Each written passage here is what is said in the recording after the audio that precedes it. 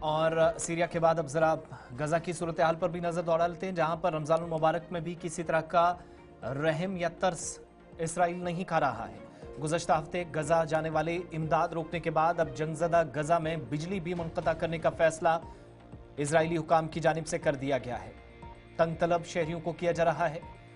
बिजली मुनक़ता करने का ऐलान इजरायली वज़ीर तवानाई एली कोहिन की जानिब से किया गया और हमास ने इजरायली इक़दाम को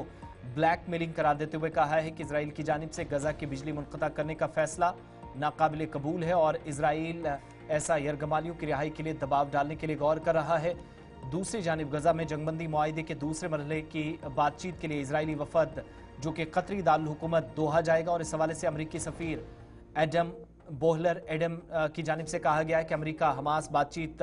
पर इजराइल की तशवीश को समझता है, मगर ये कैसा मुआहिदा होगा जिसके तहत अमरीका ही नहीं तमाम यरगमाली रिहा हो सकेंगे। लेकिन दूसरी जानिब बिजली सप्लाई बंद करने के ऐलान के बीच दुनिया भर से इस वक्त अफसोस और शदीद गमो गुस्से का इजहार इजरायली इक़दाम पर किया जा रहा है।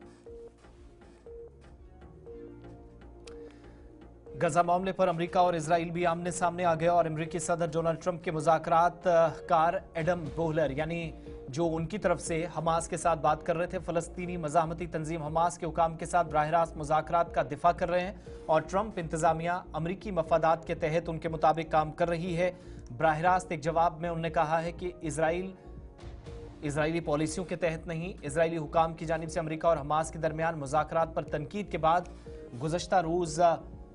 इसी तरह के बयानात आए थे। आज फिर से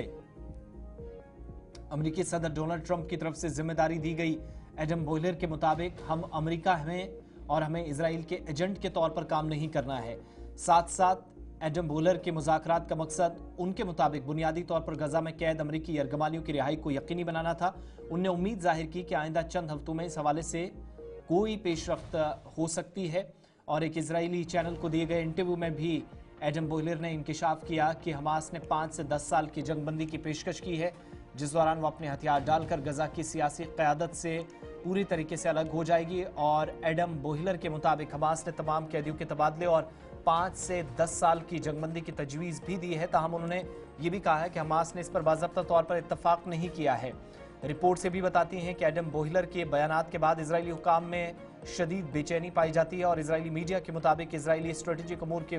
वजीर रोन डर्मर ने भी इन मुज़ाकरात के हवाले से बोहलर पर सख्त तनकीद की है। सूरत हाल ऐसी है जहां पर पहली मरतबा अमरीका ने भी इजराइल को आंखें दिखाना शुरू कर दी और अमरीका में हमास से जो